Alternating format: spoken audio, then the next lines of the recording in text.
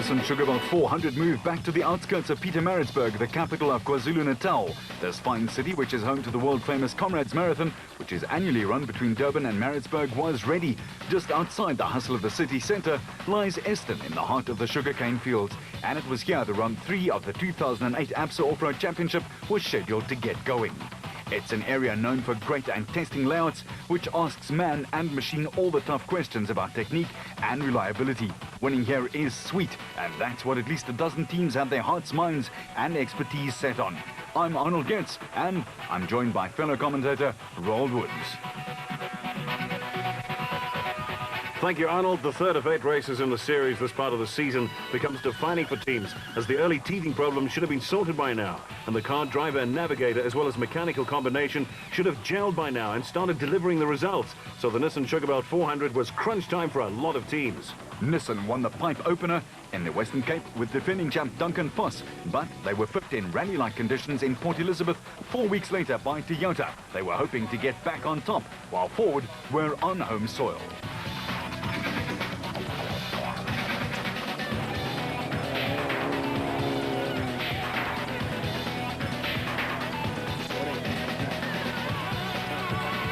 Setting the pace at the top of the production car log, it was indeed Mark Cronier and Chris Birkin, while Foss and his co-pilot Ralph Pitchford were just 2 points back. In fact, just 16 points separated the top 6, and that group included 4 former champions. Yeah, look, I think we had an awesome result. I mean, the team's been really working hard towards that, and I don't know. The pressure's all relevant. I mean, I've grown up with it, so if it wasn't for the pressure, I don't think I'd be here.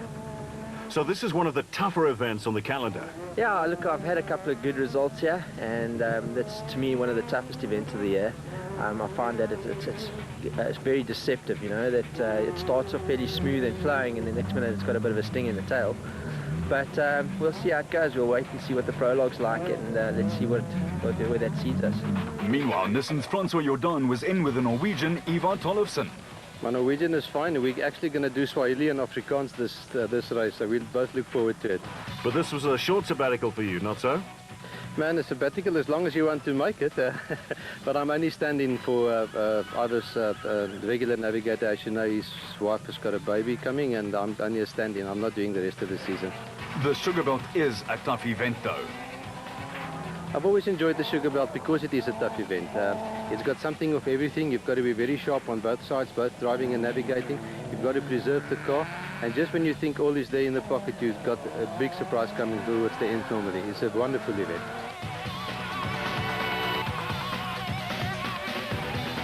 In the Ford camp, there was an air of optimism. After all, it was a good start. We have. As you know, last year we didn't have a good start at all, so this year it's starting off well. We had a third in Cape Town and a second down in PE, so maybe a win here, but I must say I'm feeling the pressure a bit, because everywhere you read it, we're the favourites and it's home turf, and so there's a bit of pressure, but yeah, it's my favourite race of the year. I've kind of like grown up in these surroundings, not on this side of town, but I know the area well. I like this type of terrain, and of course with all the fans and friends and everybody coming to watch, it's fantastic. So it's really a special event for you? The best event for me of the year. It is a special event because your family comes, your friends are all here, and it's just great to see all the people, you know. And I also think it's one of the best events of the year. It's a huge public following that come to this event, so yeah, it's a special event. For the folks in and around Eston, it's really a community project. Definitely, you know, all the farmers, it's an old farming area. The guys that have been here a long, long time, and farms have been handed over during the generations, and off-road racing almost started in this area. So for the Eston community and this whole area, off-roading sort of in their blood. Track racer Anthony Taylor was back in off-road racing in Eston in a Toyota. Been through them all, and you know, my career really started out in motocross, so you know, the taste of dirt, once you had it as a youngster, you'll just never be able to let go of it. So yeah, I'm very happy to be back involved with Toyota once again, and again in the works team with the off-road vehicles. I think we're going to be in for quite a nice time. You know, it's a whole new learning curve yet again. I've done a bit of off-road previously, but it wasn't very successful because the vehicle that we built was a little bit trying to reinvent the wheel. But yeah, I think it's going to be quite good. We'll wait and see what happens. The brothers Zamatin, Henry and Maurice, were ready to put last year behind them permanently. Yeah, we had a terrible run last year, so this year we're hoping that it's a clean run right the way through the season. You know, you need to, especially in the early races, you need to consolidate your points, make sure you've got some in the bag, not have too many DNFs, so that by the end of the year it's not this dogfight that it was the year before. Back in Eston again, and this can be a very technical route. Your thoughts? I must admit I enjoyed Shishluwi very much. There's no such thing as a bad off-road route. They're all lovely. Just varying terrain is nice. I think the last race we did down in the Eastern Cape was a bit much of the same, you know, just corners followed by corners. This is nice and rough. It's technical, has good scenery, it's nice weather, it's lovely. In the special vehicle category, there was no love lost though. Terence Marsh and Peter Sugarbelt in the Regent Racing Bat were atop a pile of serious chasers, led by the Sugarbelts, Cully and Quinton. An intriguing contest was in the offing. Yeah, look, a good start of the season, which just put us in a nice position moving forward. This event is a tough event. We know the attrition rate is high here, you know, going from the sugarcane to the normal off-road and into the forests. So, you know, we'll be aggressive in qualifying, and thereafter we'll see how it pans out. But to be honest with you, just to finish up there will be good enough for us in this one. I don't need to be too aggressive. For Quinton Sugarbelt, Eston was a new experience. It's a new experience, but always fun coming to a new event and experiencing new things. So looking very much forward to participating. No particular strategy, just getting to the finish once again. And once you're at the finish, we say we lie, and that's pretty much what we're going to try and do for the race. The start of the 65-kilometre long prologue to determine start positions for the next day's racing over 350 Ks. And previous round winner Mark Cronier did the honours. And made quite a splash. While Voss wasn't letting the grass grow under his wheels either.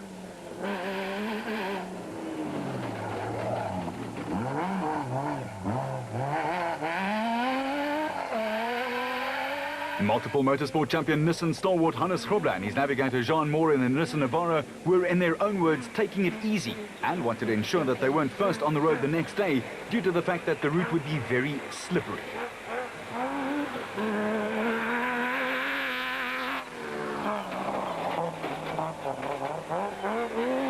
As for the local outfit, Maritzburg-based Neil Woolridge and Kenny Schulthammer in the Ford Ranger, well, they had the bit between their teeth and were battling along quickly and very effectively.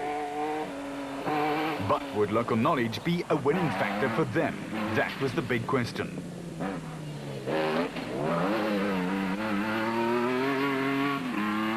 Tollefson in the next Navara had a new partner. But as always, the multiple champion Francois Jordan was superb. The Norwegian was also flying.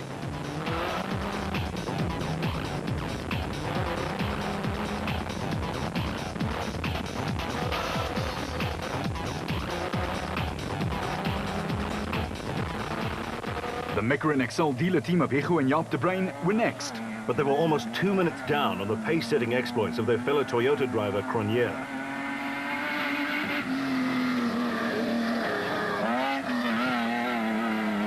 With another Castrol Toyota Hilux 4-litre zooming into view. But Arnie, look closely. Chris Visser and Javi Bardenost have had a sugar rush. Check out the decorations draped all over the car.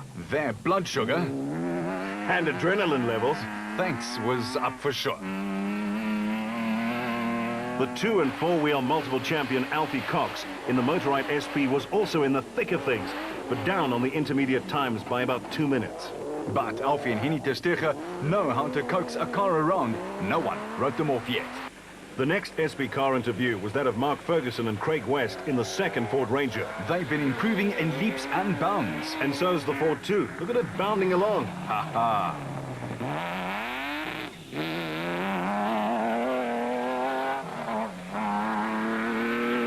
And rounding out the top 10, it was the Parkeisens. You mean George and Sharon, who pushed that Rubicon Toyota Hilux and their marital status to the limit. Yep, one and only couple. They make a formidable combination, that's for sure. With newcomer Anthony Taylor in car with navigator Robin Houghton in the third Castrol Toyota Hilux, feeling his way round. Taylor has a track pedigree second to none, but this was not the blacktop. Here you need to keep things on track though. You are on a roll. In Class D, there was a huge battle on the Brood. Kutsia Labuskartny and Johan Gerber had the Raceonics Nissan hardbody yodeling along. But Cliffy Weichelt and Jimmy Goch in the N1 4x4 Toyota were just 19 seconds behind them. Class D was on fire. Luckily for Jack Peckham and Lucio Santoro, there was a little less pressure. They had almost 5 minutes on their nearest competition in their Ford Ranger.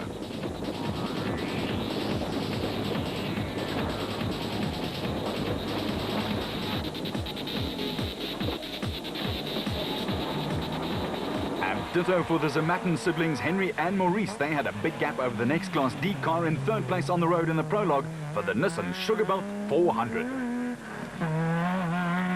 This was Peckham and Santoro's nearest markers in Class E. Yanni Visser and Joks Leroux, 4 minutes and 45 seconds down. And Eastern Cape winners Diebold van Breda with Piermonts rounded out the top 3 in Class E. With Rob Gurney and Paul Gonlag in fourth. But only 66 seconds further back, applying the pressure. But in the production car class, it was a very tight prologue win for Eastern Cape victor Mark Cronier and Chris Birkin, who were home and almost dry. Just 3 ticks of the clock ahead of the Western Cape winner, Duncan Voss and Ralph Pitchford. Krobler and Moore a further 56 seconds in arrears. In the special vehicle category, Gary Berthold and Andre Vermeulen were ready to take off. With their big turquoise Atlas Copco Porter ready for any and all eventualities. And the surprise drive of the Sugarbelt's opening day was Don and Don. That's Thompson and Blakey in their Zarko. Yes, Arnie, please take note, this is a Class P car, and it was 13 seconds ahead of the next Class A car. A superb ride from the two Dons. With championship chasers Herman Silvold and Paul Helberg in their Silvold Zarko Magnum in third, just 17 seconds behind. How tight was the special category racing in the prologue? And this confirms it. SA champion Evan Hutchison and Achim Bergman were back after their horrendous crash in Bern and Darling, and they were in turn... Oh, come on, Arnie, do the honors. Thanks, Roll. Just 21 seconds back. But in fourth place. And in fifth, Nardis Alberts and Colin Hunter in the red Rapsa bat. This time, I'll handle the stopwatch. They were 39 seconds behind Berthold and Vermeulen. Thank you. The Silwald combination, Father Cully and son Quinton, were 53 seconds behind in their Silwald Transport Zarko.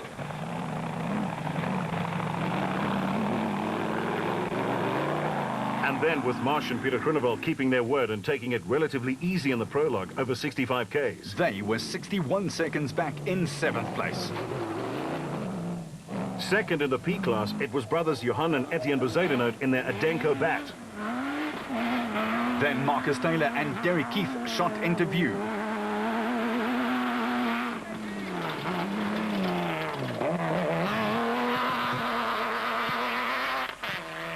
They were being chased by young crying Tiro Fucht in the Kemax Property Development's bat. Class B was also on fire.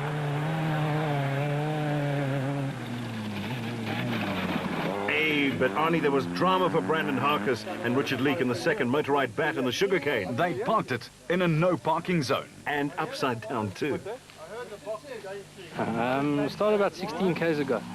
We're doing really nicely. We picked up some time on the front cars and came off a jump. We seemed to land on either a rock or a stake sticking out of the ground and gone straight through the tread. Anyway, we tried to carry on going, and eventually the tyre exploded, and I think when it exploded it took one of the brake lines out at the rear or damaged it slightly. So by the time we got going again, we're coming down this hill here quite a pace, and the next minute I put the brakes on and just flicked the car left and right like violently. And I said to Richard, no, we got to go into the sugarcane dead straight here, and we tried to do that, and then as we got sort of halfway into the corner, just flicked it sideways again. We end up going in the sugarcane sideways and over on its side, but there's no damage to the car. It's just a pity, you know, when you know you've got a pole position, and to give it away like that at the end is not ideal. Harkis just a little raw, perhaps.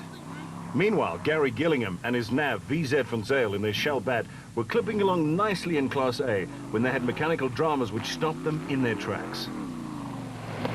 Going very well, came to the Marshall point, pulled off, gearbox went. We don't know what has gone in the box. We'll take it out now at the pits and have a look and see if we can fix it, and hopefully we can race tomorrow.